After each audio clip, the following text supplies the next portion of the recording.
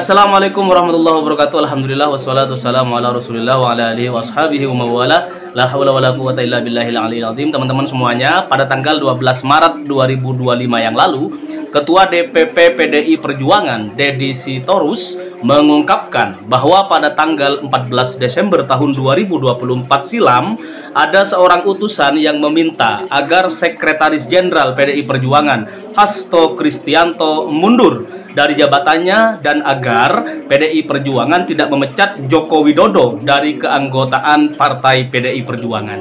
Menanggapi tuduhan tersebut, teman-teman, Presiden ke-7 RI Jokowi secara tegas membantah telah mengirim utusan ke PDI Perjuangan.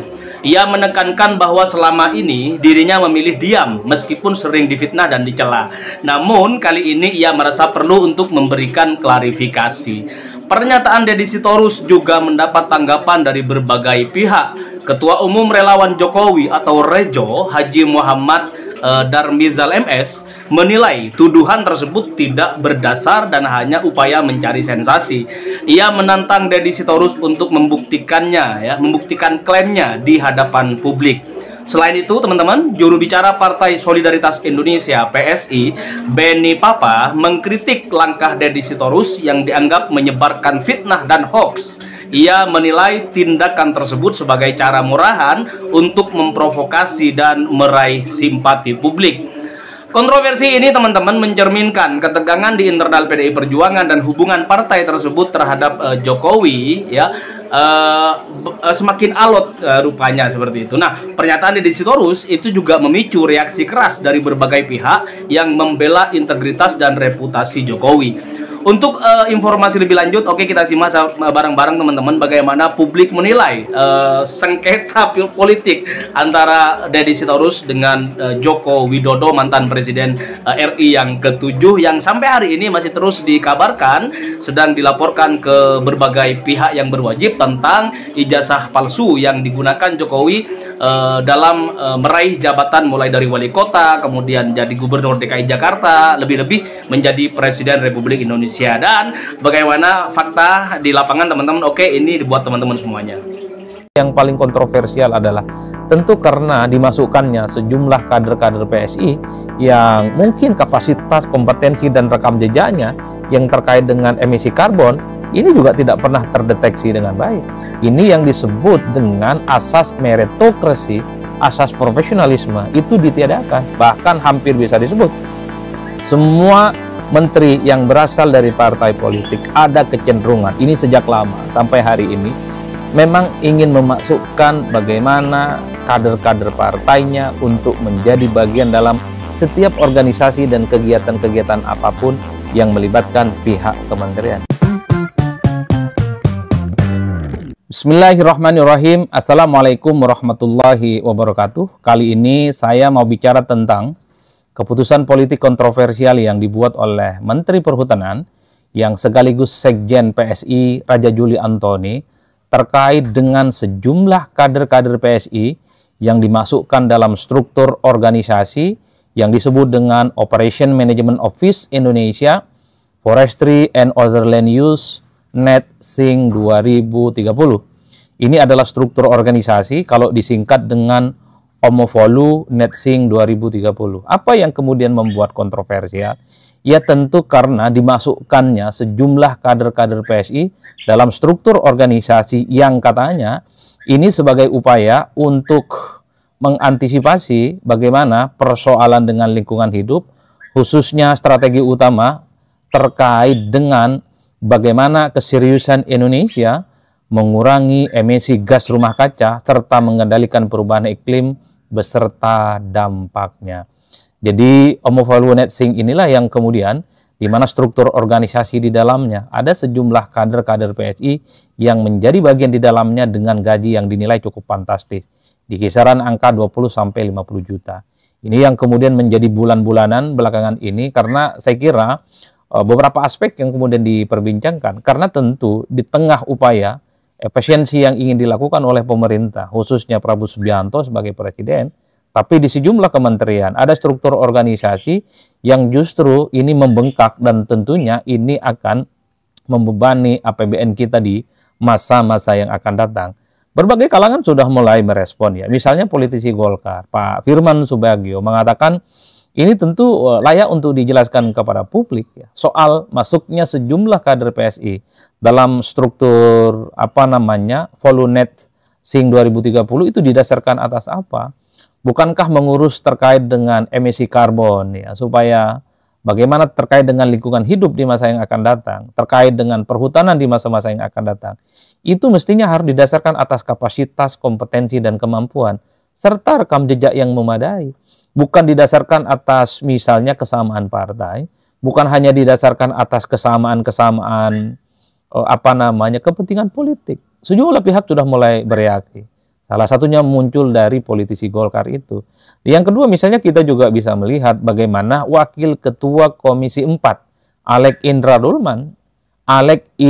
Lukman, juga mempertanyakan soal komposisi dari tim yang disebut dengan Volunet Sing 2030 ini.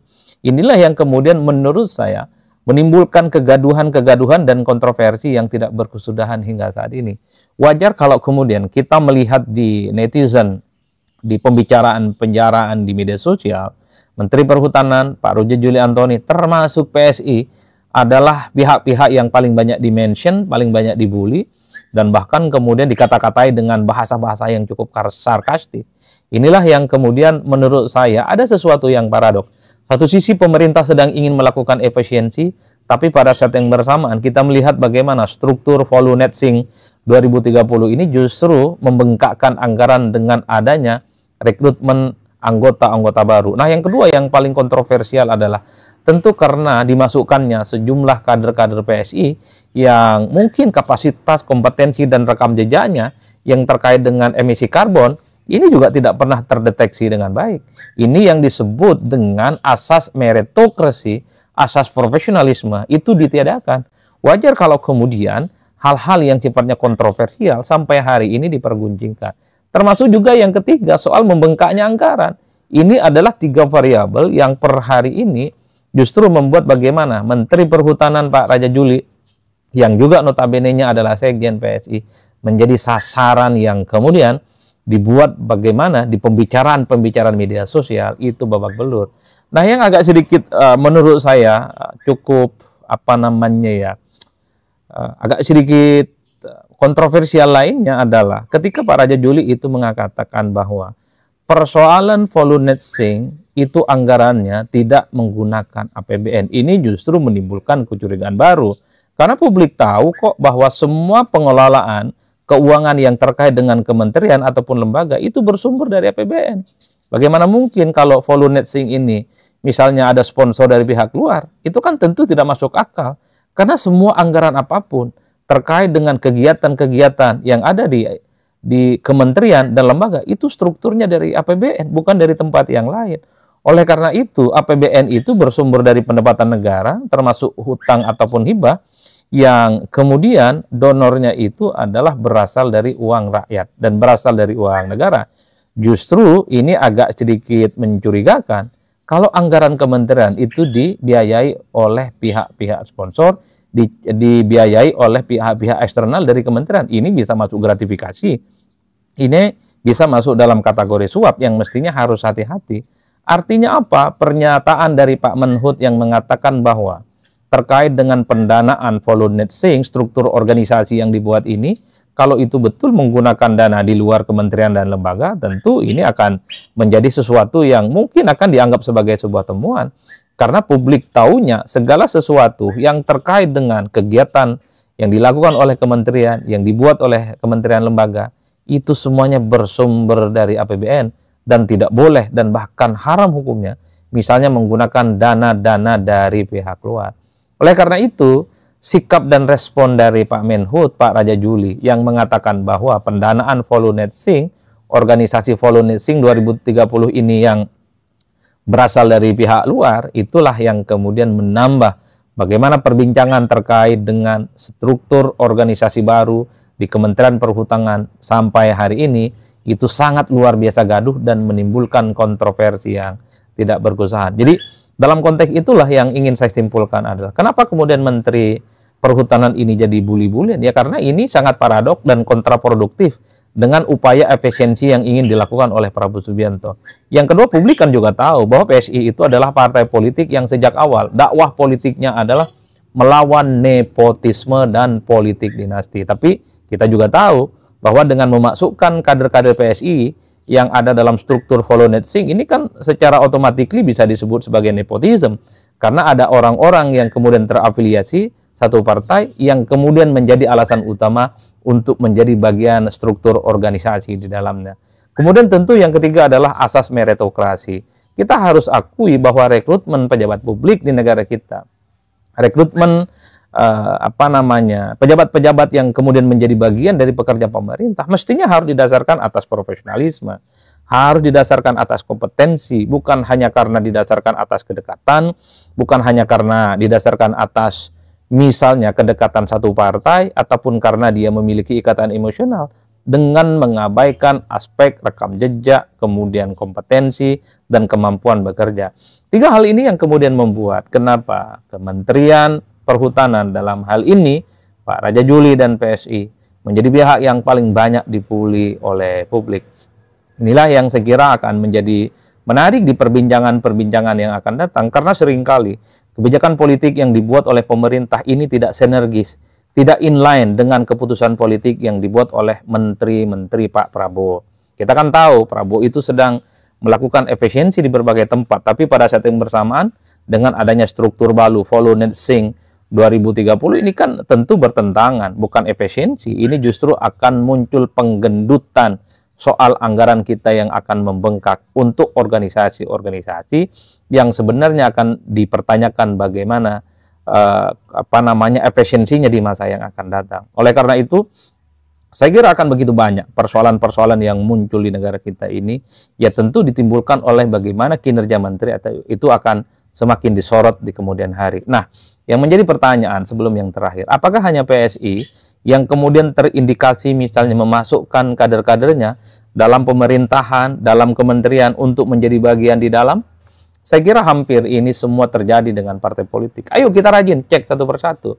Hampir semua kementerian, bahkan hampir bisa disebut semua menteri yang berasal dari partai politik ada kecenderungan, ini sejak lama sampai hari ini, memang ingin memasukkan bagaimana kader-kader partainya untuk menjadi bagian dalam setiap organisasi dan kegiatan-kegiatan apapun yang melibatkan pihak kementerian. Itu artinya apa?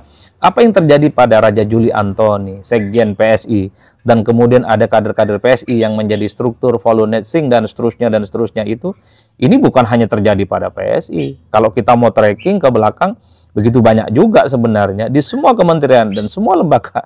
Itu banyak kok orang-orang partai. Kita nggak boleh menutup mata. Kita juga nggak boleh munafik. Bahwa PSI layak dikritik, iya. Raja Juli sebagai menteri layak dikritik juga iya. Tapi kan kita jangan menutup mata juga bahwa di tempat yang lain begitu banyak sebenarnya kader-kader partai hanya dasar dan modal satu partai, hanya dasar dan modal dekat dengan partai, dia juga menjadi bagian struktur, organisasi, bahkan menjadi pegawai di kementerian-kementerian tertentu. Ya inilah negara kita, bahwa sebenarnya rekrutmen pejabat publik itu tidak melulu berdasarkan atas kapasitas, kompetensi, rekam jejak yang kemudian memadai. Itulah yang disebut dengan meritokrasi. Di kita, pertemanan, persahabatan, satu partai, orang dalam, itu seringkali menjadi kunci bagaimana seseorang itu bisa bekerja di sebuah lembaga dan di kementerian. Jadi ini adalah cacat bawaan sebenarnya yang dimiliki oleh hampir semua partai politik di negara kita. Karena ada kecenderungan kalau ada menteri berasal dari partai politik tertentu, ada kecenderungan kader-kader partainya juga akan diajak di dalamnya. Bahkan sekalipun ada menteri-menteri dari kalangan profesional, itu juga dalam banyak hal terafiliasi dengan kepentingan-kepentingan partai. Ada titipan dari partai misalnya untuk menjadi struktur dan bagian-bagian di dalamnya. Jadi kalau kita ingin berbenah, saya kira bukan case to case, tapi secara keseluruhan. Ada satu keputusan yang dibuat oleh pemerintah, yang dibuat oleh negara. Satu, haram hukumnya di struktur kementerian, di organisasi kementerian, di organisasi dan struktur kelembagaan, itu ada kader-kader partai yang kemudian menjadi bagian di dalamnya. Entah jadi pengurus, entah jadi pegawai, entah jadi tim ad hoc, dan seterusnya, dan seterusnya, dan seterusnya. Jika itu yang dilakukan, maka Indonesia birokrasi kita yang profesional, birokrasi kita yang bekerja untuk kepentingan rakyat, bukan untuk kepentingan golongan, itu pasti ditegakkan di atas segala-galanya. Bagi saya, apa yang terjadi dengan PSI yang menjadi bulan-bulanan, ini semacam puncak gunung es yang sebenarnya secara perlahan sudah mulai meleleh. Karena sebelumnya publik juga tahu, karena begitu banyak kader-kader partai yang masuk kementerian, yang masuk kelembagaan tertentu, yang menjadi bagian dari unsur pemerintahan, itu sekali lagi bukan atas dasar kapasitas, bukan atas dasar kompetensi, tapi atas dasar kedekatan dan kesamaan partai politik. Inilah negara kita yang harus kita terima dengan lapang dada. Bagaimana solusinya? Bikin keputusan, bikin kebijakan yang mengatakan bahwa haram hukumnya orang partai, kader partai menjadi bagian dari kementerian dan lembaga-lembaga tertentu yang menggunakan dana-dana dari APBN. Saya kira di situ salam politik syai'un syai'un pastinya mantap, semantap-mantapnya.